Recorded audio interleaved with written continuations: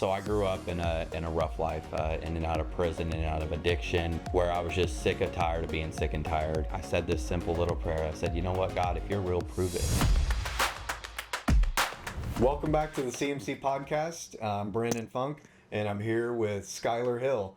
So this is episode 4.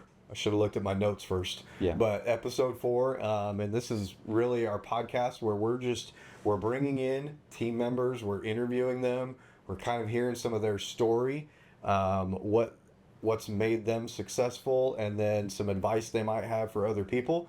And so let's get started. So Skyler, Hey, welcome. And to start off with, let's just hear what brought you to CMC initially. Okay, so to really elaborate on what brought me to CMC, I just have to give a little bit of backstory. Yep.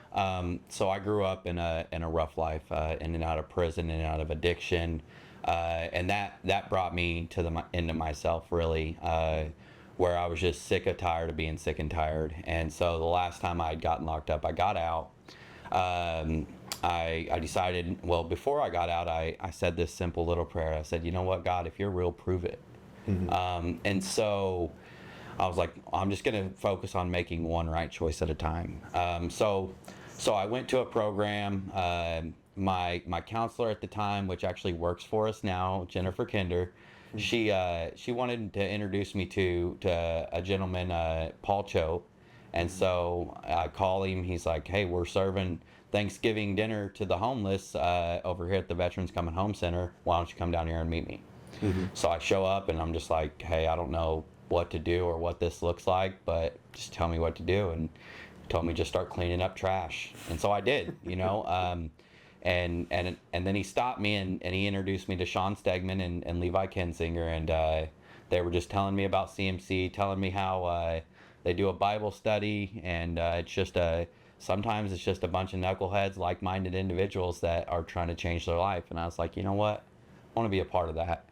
And so Sean had me come and apply.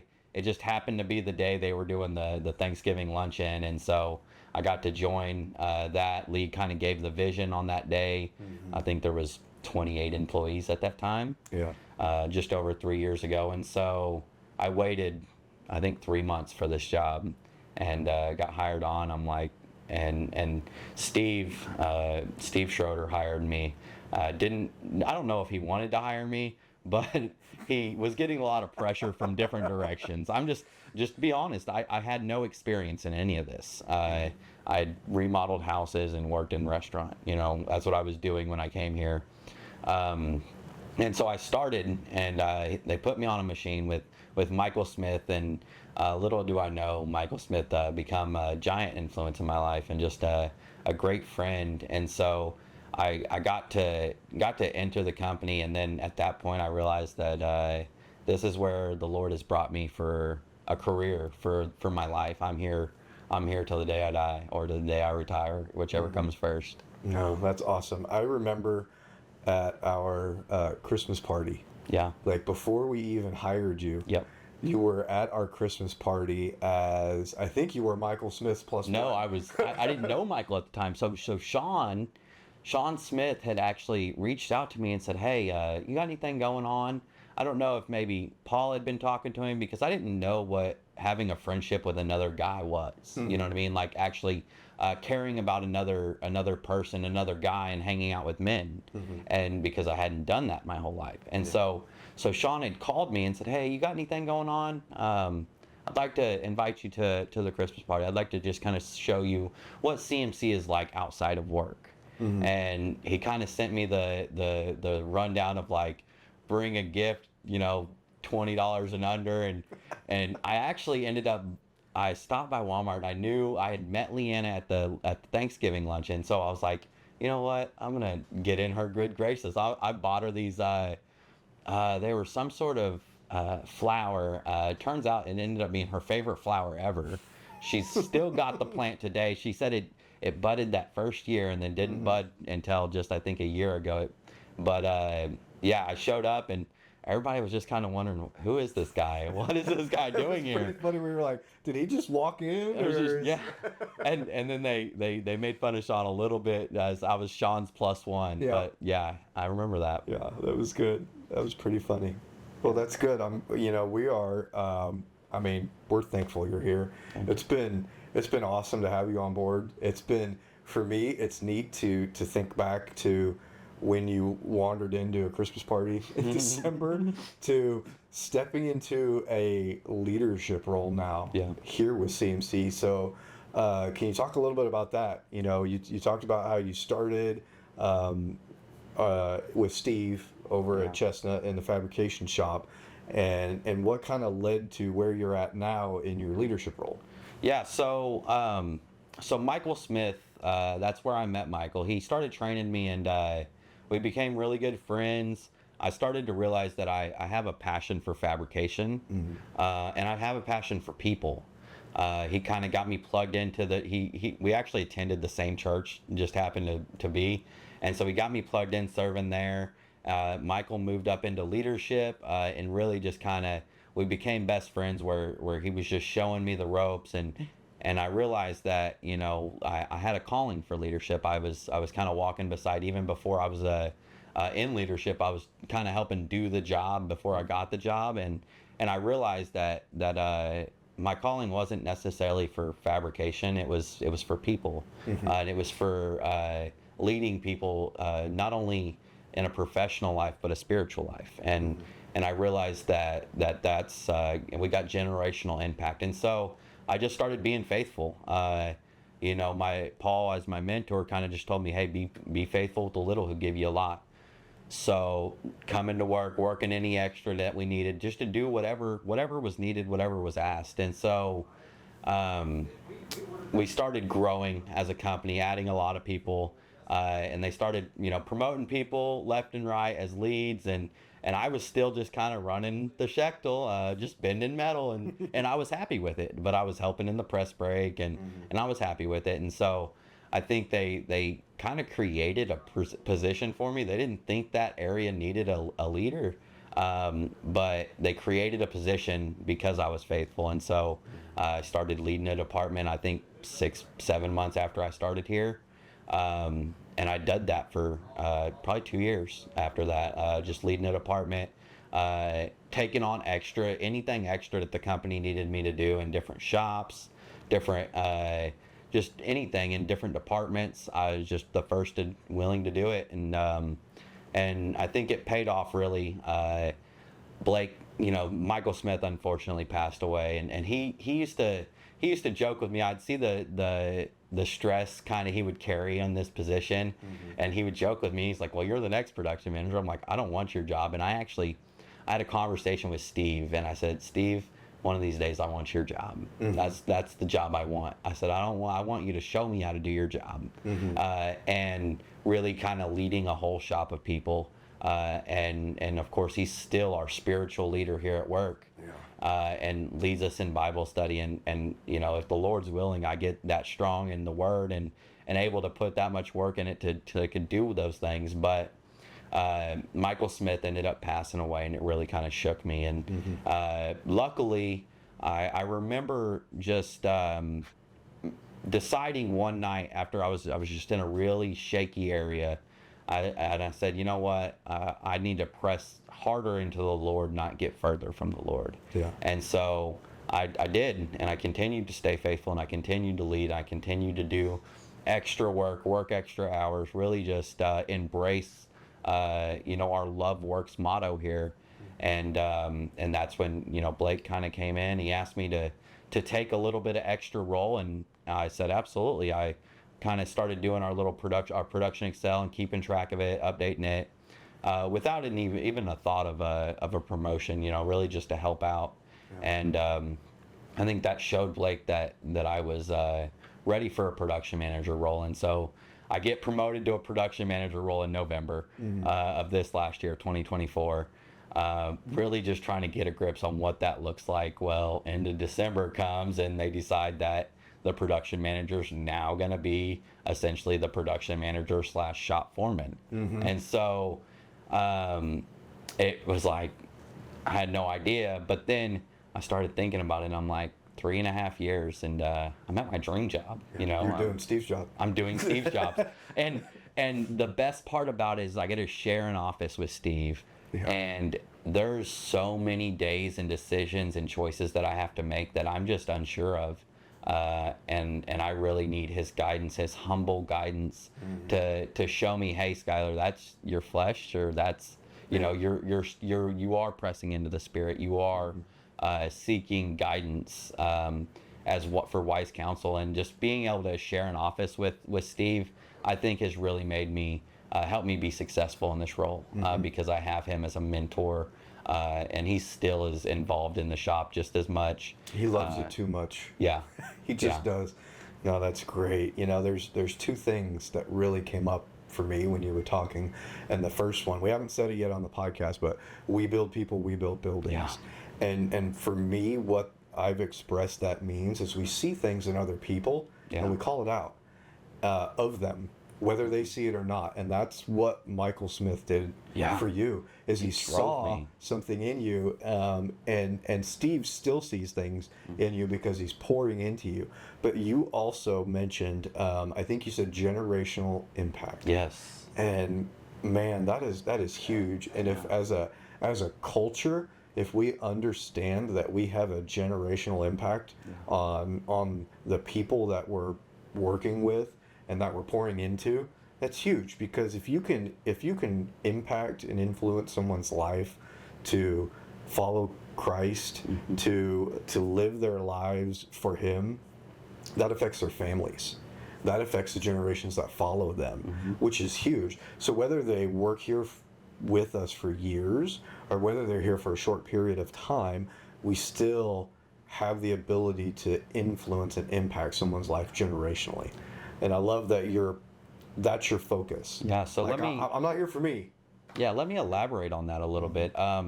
You know, I've really been talking to my leadership team because I feel like the Lord showed me something this past year that, really just looking back on my story, He showed me that not just in leadership, but just working in general, we actively seek out people that need a second chance, that are striving to try to change their life. And so, like me, I had never really had any healthy interactions with men. You know what I mean? It was always, you know, it was always just my rough life. And so, leading people, and just working beside people, that may be the only chance that they've felt respect, love, and kindness from another man or even another female, whoever they're working with. And so if you think about that, outside of work, some of the people we hire, they are trying to change their life, and they're not very far into it. So their family life could be affected. And so if we are treating people with the utmost respect, we are loving people and investing in people, they go home and that pours out to their family. That pours out to their wife, their kids, everybody they're in contact with. It's infectious, and you can't get away from showing it. I promise you, if someone is loving on you and respecting you every single day, you're going to love and respect others. Yeah. And so I think the Lord really showed me that what we're doing is not affecting just us. It's affecting their family, their home, their wife, their kids. And I've seen it firsthand where I've talked with families, I've had barbecues for my teams, and they've told me, like, hey, you know, so-and-so is a different person since they came work for you. And so I started thinking about that. Like, what kind of impact do we have on somebody's kids that's going to impact their kids and their kids and their family? So really, I think my motto for this year is generational impact. No, that's awesome. That's great to hear. Yeah. So one of the things that we talk about often are core values. You can go back to the past podcasts. I know we've shared them. But I want to hear from you which one of our values you think is either the most important or just has the most influence or impact on you. It's hard to choose one. It's so hard to choose one. I would have to say The number one core value for me would be honorable, because not only are we honoring the Lord with the work of our hands, but we are honoring Lee and Leanna, who have poured their, and Ron and Lisa, who have poured their whole life into this. They've poured their whole life into this business to create a place that people can come and change their life. And I think if you're honoring the company, if you're honoring the Lord, everything else, respectful, innovative, creative, total ownership, synergistic, all of that comes into play when you're showing true honor to the Lord and to the company and our core values. And I'm just going to have to throw number two, which is right there at number one, is total ownership. I think we're encouraged here at CMC to own CMC. We are all part of the ownership here. And if you own what you're doing, you go home at night, whether it's been a hard day or a good day or a long day or a stressful day, you know that you played a part in this, and seeing the growth of the company. Like, I take ownership of that, like seeing the growth of my shop, the growth of the other shops, the growth of people, owning that, and owning our mistakes. It plays right along into it. So I would have to say honorable and total ownership are definitely my favorite core values. Yeah, that's good. For me, total ownership this year, for me specifically, has meant so much different. I heard a pastor say that we are never more like Christ than when we take ownership over things that we didn't contribute to. So, and that is exactly what Jesus did for us. Right. He took ownership of our sin on the cross for us. And when we not just take ownership over ourselves, but over other people and invest in them, it is a conscious effort for you to think and to work from generational impact. Like, that's my focus. You communicated that for this year. That's and that requires you to lean into other people and to take ownership over their success. And that's what I see you doing from the outside. And we don't get to interact as much as we used to, but every luncheon we do, Skyler and I get to play with the sound and stuff. Act like we know what we're doing. Yeah, we pretend we know what we're doing, and it's fun. And if you guys haven't checked those out, we started streaming our monthly luncheons online on Facebook.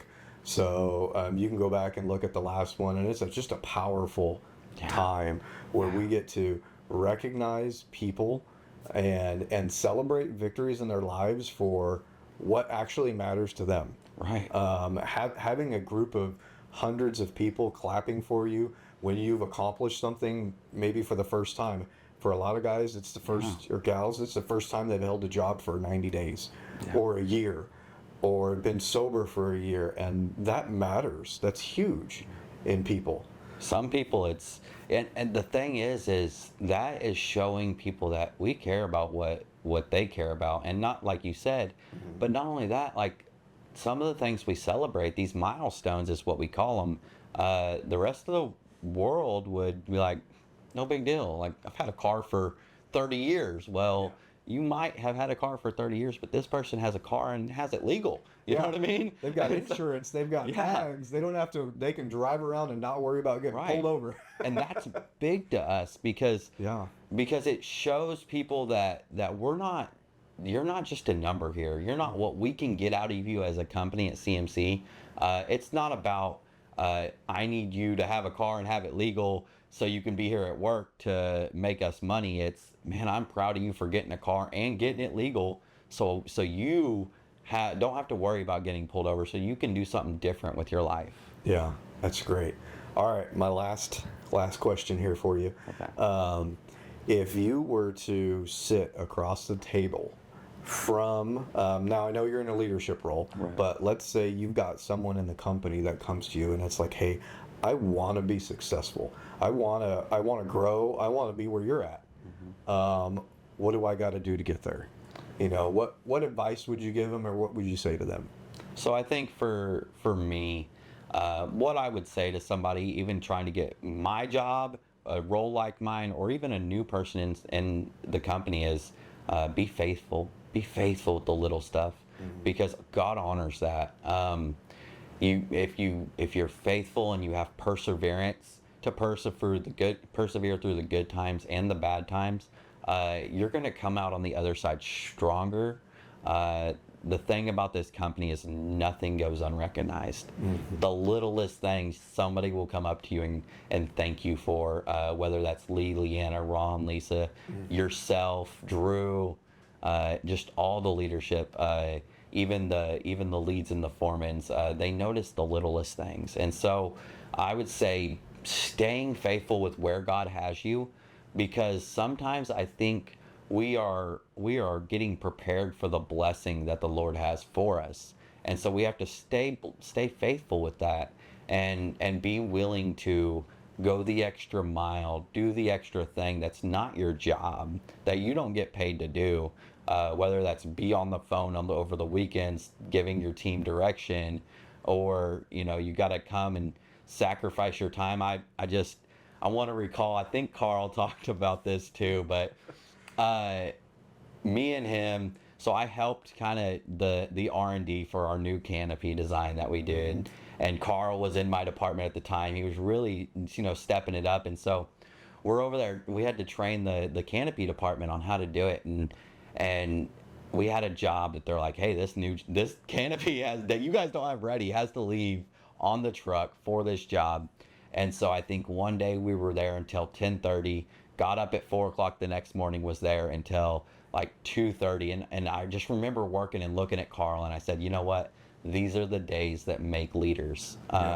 When you're willing to go that extra mile.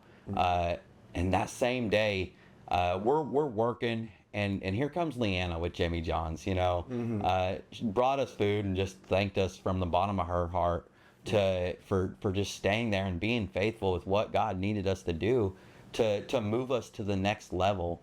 And so I think there's a lot to say about faithfulness and perseverance, and we're in a growing season. And so anybody that's wanting to move up in leadership, I would say to do the job before you get the job.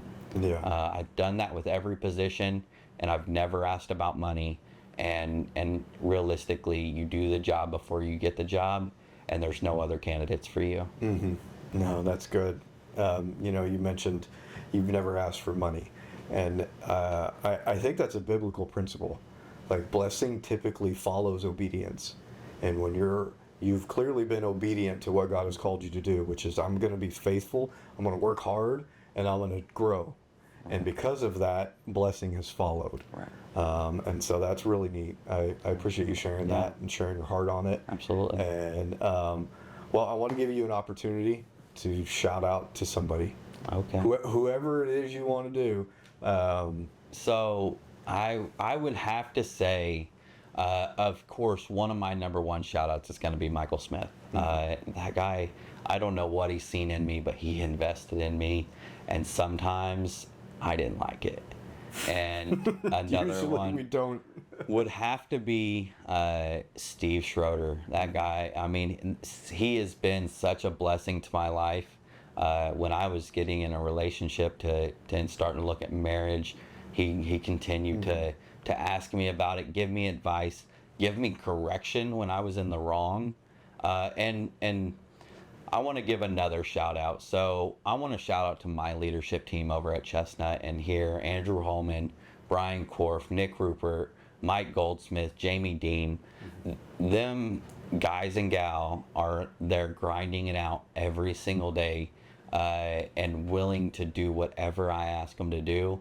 And I really feel like I'm able to sit here right now and do this podcast with you because they're over there at the shop grinding it out.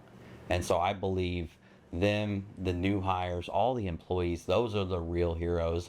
We are able to lead them. And so I think my leadership team definitely deserves a shout out. That's awesome. Well, thank you. And, for everybody watching, never underestimate the impact that you have on someone's life in speaking truth and calling somebody out for something you see in them, for the greatness that you see in them. It can change the trajectory of someone's life, and like Skyler said, it will have generational impact Yeah. when you do that.